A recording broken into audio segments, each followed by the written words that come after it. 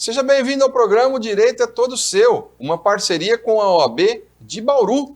Aqui discutimos temas jurídicos de interesse de toda a comunidade. Hoje vamos falar sobre a improbidade administrativa e para debater o tema comigo eu recebo a doutora Aline Rodrigueiro, que é procuradora jurídica do DAEM e presidente da Comissão da Advocacia Pública da OAB de Bauru. Seja muito bem-vinda. Olá, professor César, obrigada pelo convite. É um prazer estar aqui com o senhor e com o seu público para discutir um tema tão importante para toda a sociedade e também para a comunidade jurídica, que é a questão da improbidade administrativa. Sem dúvida, nós é que temos a honra de recebê-la aqui mais uma vez no nosso programa, sempre brindando aí o nosso telespectador. E ela, nosso telespectador, nossa telespectadora, pode estar falando ali, mas improbidade administrativa é um tema muito técnico.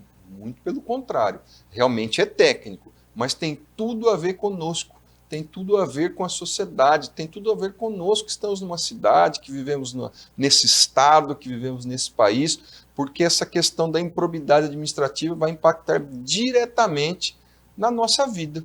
E para que o nosso telespectador entenda aí o que dizer aí sobre o que é essa improbidade administrativa. Então, professora, a improbidade administrativa, basicamente, ela consiste em atos praticados pelos agentes públicos no exercício aí das suas funções que acarretem em enriquecimento ilícito, em dano ao erário ou em violações de princípios administrativos, como publicidade, moralidade, eficiência, dentre outros princípios. Realmente tem tudo a ver com a sociedade, pelo que você disse agora, doutora Aline, em relação ao conceito aí da improbidade administrativa. E essa lei aí, né, a improbidade administrativa, ela tem aplicação exclusiva ao agente público ou também pode ser aplicada aí ao particular? Basicamente, a lei de improbidade ela é voltada aos agentes públicos e aqueles que ainda não sendo agentes públicos, mas que recebam verba do erário, ou seja, recebam valores da administração pública. Então, por exemplo, presidentes de organizações sociais, OCIPs, podem responder também pela lei de improbidade.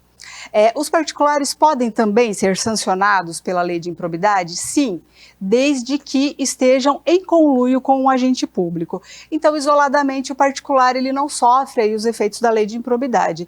Mas se estiver envolvido aí em uma situação que tenha a participação de um agente público, aí sim ele poderá responder. Aí. Qual aí a natureza jurídica, né, dessa lei? Porque a improbidade administrativa, hoje nós temos a lei de improbidade administrativa. Qual a natureza jurídica, né? O que é essa lei de improbidade administrativa e quais as sanções, né, que podem ser originadas dela? Que é isso que eu penso que o nosso telespectador, as pessoas ficam pensando nisso, né? Mas se não for cumprido o que está na lei, no caso aqui, né, se não for cumprido o que está lá na lei de improbidade administrativa, quais as sanções aí que podem ser advindas dela? Essa é uma pergunta interessante, porque muitas pessoas acham que a lei de improbidade ela tem uma natureza jurídica de direito penal. E, na verdade, a lei de improbidade ela é uma lei de natureza jurídica civil. E ela acaba ganhando muita importância, principalmente em ano de eleição. Essa lei é uma lei muito falada, né? Então, quais são as sanções que podem advir dessa lei?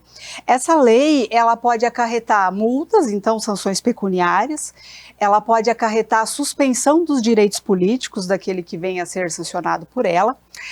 E também impedimento do direito de contratar com a administração pública ou de receber subvenções advindas aí do poder público. Realmente são várias as sanções aí, como a gente pode verificar, a pessoa que, como você mesmo disse agora, a questão das eleições, essa lei aí vai estar, como se diz, pipocando aí. Uma outra questão, né? Muito se fala, há muito tempo, várias eleições, sobre questões ligadas à improbidade administrativa. Mas aí, o que vem a ser a chamada nova lei de improbidade administrativa? Então, professor, essa lei ela ganha contornos bastante polêmicos e ganhou esse apelido de nova lei aí de improbidade. Por quê? A lei de improbidade ela já está no nosso sistema jurídico há bastante tempo, né? É a lei 8429 de 92, então desde 1992 nós já convivemos com ela. O que acontece é que no final ali de 2021, ela sofreu profundas reformulações nas suas disposições. E aí começaram a chamar, olha, nova lei de improbidade. Não é propriamente uma lei nova, porque até a numeração da lei, tecnicamente, continua sendo a mesma de 1992. Né, mas é um apelido aí que ela ganhou, dadas as profundas reformulações que foram geradas aí ao final do ano de 2021. No nosso país, tudo que acontece vira lei. Exatamente. Tudo é lei para todo lado.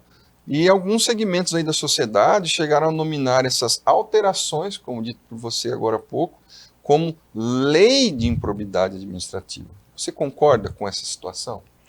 Então muitos segmentos brincaram dizendo que a lei de improbidade deixou de ser lei de improbidade para ser a lei da impunidade administrativa, né? Eu não vejo dessa maneira, assim, eu acho que a lei ela sofreu sim alterações profundas, algumas positivas, outras nem tanto, mas não vejo como uma lei que vai gerar impunidade.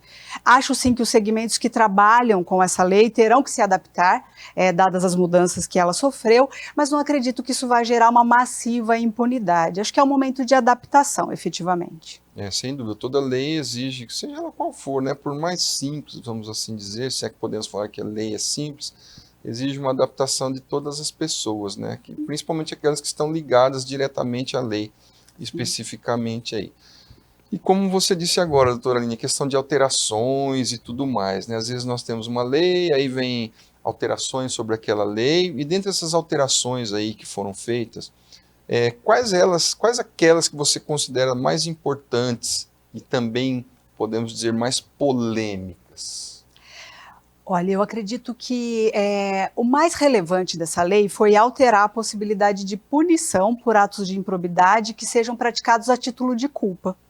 Com a reformulação sofrida ao final do ano de 2021, atos de improbidade só serão punidos quando praticados a título de dolo. O que é o dolo? É a vontade deliberada de praticar uma determinada conduta. Então, eu acho que essa foi uma alteração muito acertada e acredito que a mais relevante dessa alteração legislativa. Tivemos também a alteração da titularidade de manejar o Instituto da Improbidade, que passou a ser exclusivo do Ministério Público. Antes não era de exclusividade aí dos entes do Ministério Público manejar os dispositivos dessa lei. Houve uma alteração também que gerou bastante comoção aí na comunidade jurídica, que foi a obrigatoriedade da advocacia pública de fazer a defesa do gestor público quando esse eventualmente pratique um ato de improbidade. Essa questão aí eu achei interessante dos procuradores, a questão dos advogados públicos fazerem a defesa do ente público. Para trocar em miúdos aí para o nosso telespectador, você poderia dar um exemplo para nós de uma situação dessa? Imaginemos que um agente público ele pratique uma determinada conduta numa licitação, por exemplo, que é uma coisa bastante comum, pautado aí num parecer da advocacia pública, que é a advocacia que faz a defesa ali daquele ente público. E esse ato, essa decisão do gestor, acarrete aí uma ação contra o gestor por um ato de improbidade. Nessa situação, a alteração da lei coloca que a advocacia pública ficaria obrigada a fazer a defesa desse gestor público. Ótimo. Uma outra questão aí, né? Você falou muito aqui, doutora Aline, sobre punição, sanção e tudo mais. Sobre a punição exclusiva aí do gestor a título de dolo, que foi falado e explicado o que é o dolo, né? Em que pese a lei anterior aí prever também a punição por culpa, que é diferente do dolo, e você explicou, já havia uma tendência do Poder Judiciário nesse sentido, não havia? Exatamente, principalmente o STJ, ele já vinha se posicionando essencialmente nos atos de improbidade que gerassem infrações a princípios administrativos e enriquecimento ilícito. Esses atos eles já eram punidos somente a título de dolo, isso já nem se discutia mais, e apenas os atos que gerassem dano ao erário, havia uma permissividade para que eles fossem punidos também a título de culpa, mas isso era muito minoritário, a maioria dos atos eram efetivamente efetivamente já considerados quando praticados a título de dolo. Então a lei vem aí colocar uma pá de cal nessa discussão e sacramentar essa questão de que atos de improbidade, e acredito eu que dada até a magnitude da legislação, que deve ser aplicada somente em situações muito graves, sejam somente punidos quando praticados a título de dolo. Quando a gente fala aí principalmente da questão da improbidade administrativa, né, a atuação do Ministério Público, aí quando falamos sobre a titularidade ativa, né, do Ministério Público, exclusiva, antes da alteração legislativa, quem que poderia manejar uma ação aí de improbidade? Antes da alteração legislativa, havia uma competência concorrente entre o ente do Ministério Público e a Advocacia Pública. E agora, com a alteração, ficou uma titularidade exclusiva para o Ministério Público. Aí vem uma questão, né? Não seria aí adequado mais de um ente, né, que pudesse fazer aí o uso da lei de improbidade, só o Ministério Público? Ou seja, qual o motivo que haveria aí para tirar a titularidade ativa da advocacia pública e passar essa questão com exclusividade para o Ministério Público? Exatamente, professor César, eu concordo. Eu acho que quanto mais pessoas manejando o mesmo instituto é o ideal, até porque você divide o trabalho, então não sobrecarrega um único ente. Então, quanto mais gente fazendo manuseio da legislação, melhor.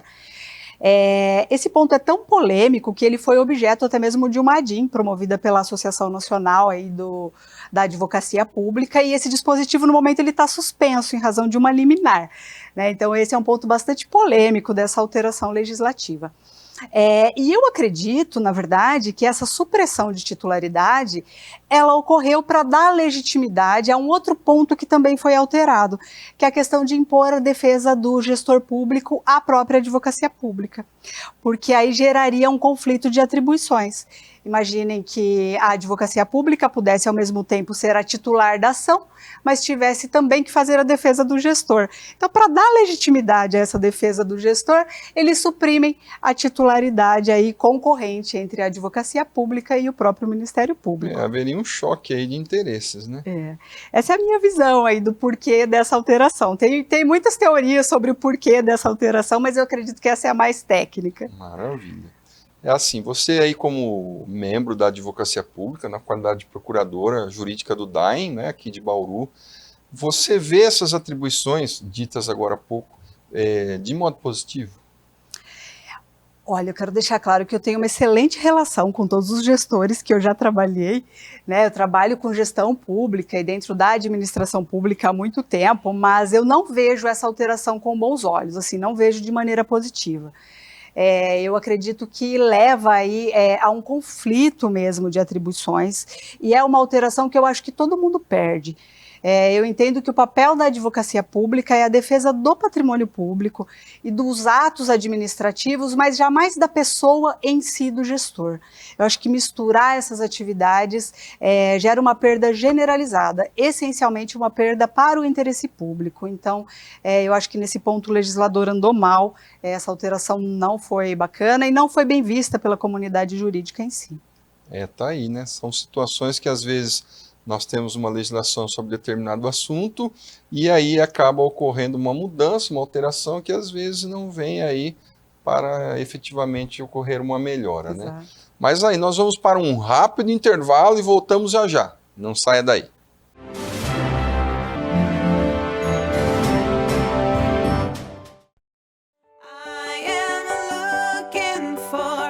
No futuro eu vejo um lugar cheio de energias positivas, boas vibrações e muito conhecimento.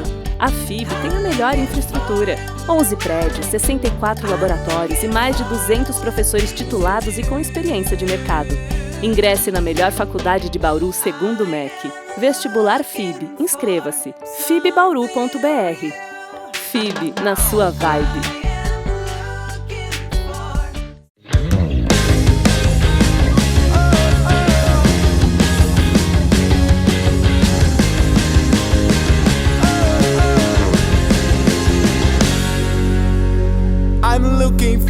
I'm searching to something real nice, something real true for me and you. I'm looking for, I wanna feel. I'm looking for, I wanna ride.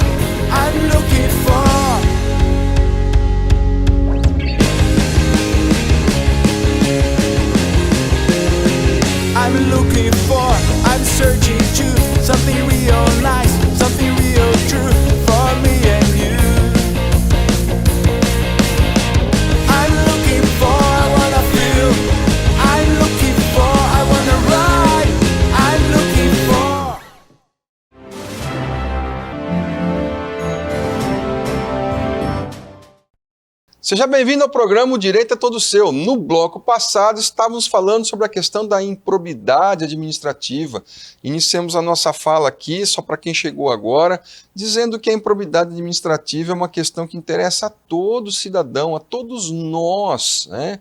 A doutora Aline aqui, que está aqui nos brindando com a sua presença, explicou várias situações. Eu tenho certeza que o nosso telespectador aí já ficou antenado que realmente isso é de interesse de todo mundo. Então hoje vamos voltar aqui agora, depois do intervalinho nosso, a falar sobre a improbidade administrativa. Em relação ao prazo de prescrição aí, ou seja, né, o que é esse prazo de prescrição para o nosso telespectador entender aí, né?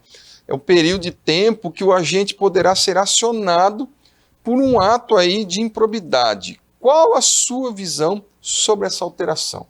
Exatamente. A prescrição ela é essa perda do direito de ação em razão da inércia aí do Estado, né, em decorrência aí do passar do tempo. Então, o Estado ele deixa de punir o agente e o agente ele não pode ser punido perpetuamente, né, ele não pode passar a vida esperando essa punição. Esse ponto de alteração da prescrição na nova lei de improbidade, aí, né, na chamada nova lei de improbidade, é um ponto bastante polêmico também. Eu dividiria esse ponto em duas situações. Uma situação que eu vejo como muito positiva, porque o texto anterior da lei, ele era bastante confuso, então ele fixava diversos prazos de prescrição a contar de momentos distintos, isso variava se o agente público ele era ocupante de cargo comissionado, ou se ele era agente político ou não. Então, a nova legislação, ela traz aí uma solução para essa questão, fixa um único prazo de prescrição, isso é muito positivo. Ponto negativo que eu vejo nessa situação. A legislação fixou o quê? Que o prazo prescricional começará a contar da prática do ato. E aí, quando nós falamos em atos de improbidade, né, geralmente atos que são praticados à escusa, às escondidas, ou seja, a gente não sai divulgando para todo mundo que ele praticou um ato ímprobo, né? Você contar a prescrição do momento da prática do ato é muito complexo, é muito temerário. Isso sim, eu acho que pode ser um motivador de impunidades. Eu acredito que o mais acertado seria fixar a prescrição do momento em que o ato vem a público, de que o ato é tido como conhecido pela administração de um modo geral. Então, acho que tem esses dois pontos aí na questão de prescrição, um ponto positivo, mas também tem esse lado um tanto negativo. Esse ponto negativo chega a ser não só negativo, como preocupante também, né? Exato. Que pode gerar aí, conforme for a situação, o fato concreto, até uma questão de impunidade administrativa, né? Exatamente. Já que estamos falando de improbidade, pode ser que ocorra uma impunidade. Vamos aguardar, vamos dar tempo ao tempo aí, né? Você comentou, doutora Aline, há pouco, que alguns desses dispositivos citados estão suspensos por uma DIN, né? Quem foi aí, qual o ente que trabalhou, que manejou essa ação? Se você puder reforçar os pontos aí, né, que estão suspensos, para que o nosso telespectador entenda até melhor. Claro. Essa ação, né, essa ação direta de inconstitucionalidade que gerou a suspensão aí de alguns dispositivos das alterações legislativas da lei de improbidade, foi manejada pela Associação Nacional da Advocacia Pública. Tanto a Advocacia Pública quanto o Ministério Público, o Judiciário, foram entidades que ficaram incomodadas com a alteração da lei, né? E aí a associação foi pioneira em ingressar com essa ação e conseguiu aí a suspensão de algumas partes da legislação. As partes principais que hoje estão suspensas são a questão da legitimidade exclusiva para o Ministério Público. Então, no momento atual, em razão dessa DIN, tanto a Advocacia Pública quanto o Ministério Público podem manejar a lei de improbidade, podem manejar uma ação de improbidade. A questão da advocacia pública também ficar obrigada a fazer a defesa do gestor é um outro ponto que está suspenso, até em razão daquilo que a gente comentou no bloco anterior, desses dois pontos andarem muito casados, andarem juntos. Então, suspendeu-se esses dois pontos. Aí. A atuação aí do judiciário, né? Quando a gente fala de lei, de legislação, improbidade administrativa, sempre teremos aí a questão da atuação do Poder Judiciário, né? E essa atuação específica do judiciário durante a instrução da ação de improbidade também ganhou algumas questões que geraram algumas amarras. Gostaria que você exemplificasse esse novo cenário que está gerando em relação ao judiciário. Então, o que acontece com a lei de improbidade é que ela, embora não seja uma lei de natureza penal, ela se espelhava em algumas disposições penais. Por exemplo, a possibilidade do magistrado, no momento de proferir uma sentença, ele fazer uma correção da tipificação. Por quê? Geralmente o réu ou o acusado, no caso da lei de improbidade, ele se defende do fato e não da tipificação. A nova lei de improbidade, né, a alteração feita na lei de improbidade, ela trouxe esse obstáculo, esse impedimento. Então, imaginemos que o Ministério Público ingressa com uma ação de improbidade por entender que determinado ato causou dano ao erário. E o magistrado, na hora de proferir a sentença, entende que não, que na verdade é um ato que viola princípios, em que pese seja sim de improbidade. O magistrado, nas novas disposições da lei, não poderia fazer uma correção. Ele teria necessariamente que julgar a lei como improcedente. A lei não, na verdade, a ação como improcedente, né? Então esse é um ponto também bastante criticado e esse é um dos pontos que está suspenso nesse momento. A ADIM também suspendeu essa alteração, tamanha polêmica que gira aí em torno dela, porque também gera muita impunidade. Aí, a gente não tem muito mais tempo, eu gostaria aí que você avaliasse, né, as alterações de modo genérico, claro, né? Ou seja, se você vê nessas alterações mais avanços ou retrocessos, e se essa lei, mesmo antes das alterações, ela é positiva, se é inovadora, que é o que o telespectador, que é o que o cidadão, que é o que a sociedade espera. Quando nós temos uma nova legislação, todos esperam que ela venha para melhorar a nossa vida, porque o que interessa em termos de administração pública é que tudo que se faça aí, em termos de administração pública seja voltado para o bem-estar do cidadão. E uma lei que trata da improbidade administrativa, eu tenho certeza que nós todos, cidadãos, nós esperamos que ela venha para ser, de certa forma, positiva. Então, o que dizer aí desse cenário todo aí? Olha, as alterações elas são muito recentes, então acredito que não podemos tecer uma crítica muito severa, né, a essas alterações, temos que esperar um pouco para ver como tudo isso vai ser aí digerido pela administração pública, pelos entes do judiciário, Ministério Público e demais, né. No geral, eu acredito que as alterações foram positivas.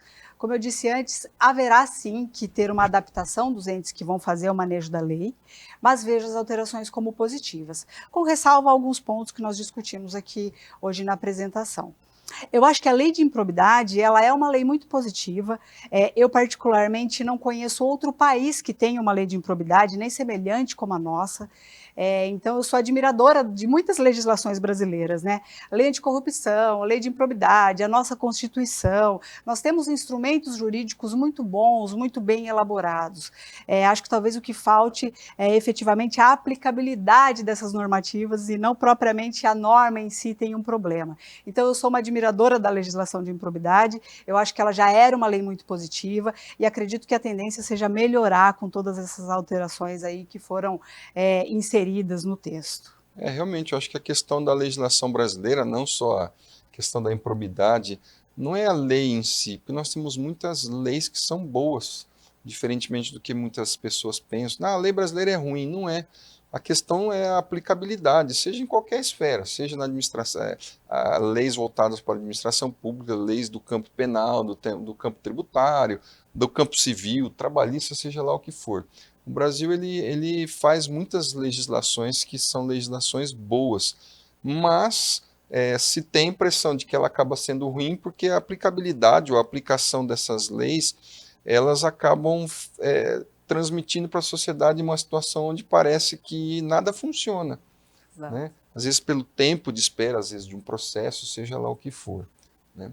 Então, assim, nós estamos no fim do nosso programa, doutora Aline. Eu gostaria que você deixasse uma mensagem aí para o nosso telespectador sobre essa, evidentemente, envolvendo essa legislação. O que será que o telespectador, o que será que o cidadão pode esperar dessa legislação? O que de bom a gente pode passar para o nosso telespectador em relação a tudo que nós dissemos aqui hoje?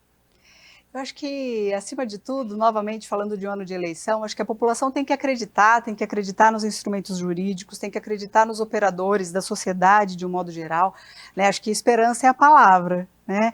Esperança é o grande divisor de águas. Então, eu acho que a gente pode esperar muita coisa positiva da legislação, das instituições, Ministério Público, Judiciário, Advocacia Pública, da classe política também. Nós temos que lembrar que nós temos sim bons políticos, né? E que não se faz uma sociedade sem política. Então, que não necessariamente a atuação política ela vai estar ligada à improbidade e à corrupção. Isso é, em verdade, a minoria. Então temos que ter sim institutos para punir com rigor, mas esses são a menor parte da nossa classe aí de políticos e de administradores em geral. Então é isso, quero agradecer a oportunidade. Que isso, nós que agradecemos mais uma vez aí a honrosa presença da doutora Aline Rodrigueiro aqui no nosso programa, trazendo aí questões que sem dúvida alguma vão alimentar as expectativas do nosso telespectador quanto a eleições que vêm, que virão e tudo mais. Sem dúvida alguma, essa questão da esperança, né, que a gente tem que ter, e o nosso programa, embora seja um programa que envolva questões técnicas, legislação, realmente o direito é todo seu, é uma situação onde nós trazemos aqui pessoas como você, para que o telespectador se sinta mais à vontade para refletir nessas questões de eleições agora, ele possa refletir bem quem vai votar, em o que esperar, né, dessas eleições, principalmente aí os anseios que nós todos temos como comunidade. Então, sem dúvida alguma, eu creio que esse programa daria para falar um monte de coisa sobre improbidade, mas toda vez que o nosso telespectador, nossa telespectadora doravante verificar uma questão aí que diga respeito à improbidade administrativa, sem dúvida alguma esse programa colaborou para que essa situação melhorasse ainda mais as reflexões do nosso telespectador. Então te agradeço mais uma vez da presença, volte sempre aqui, você é sempre bem-vinda, agradeço imensamente ao nosso telespectador, à nossa telespectadora, porque como eu digo, o nosso programa é feito, pensado para vocês. Muito obrigado e até o próximo.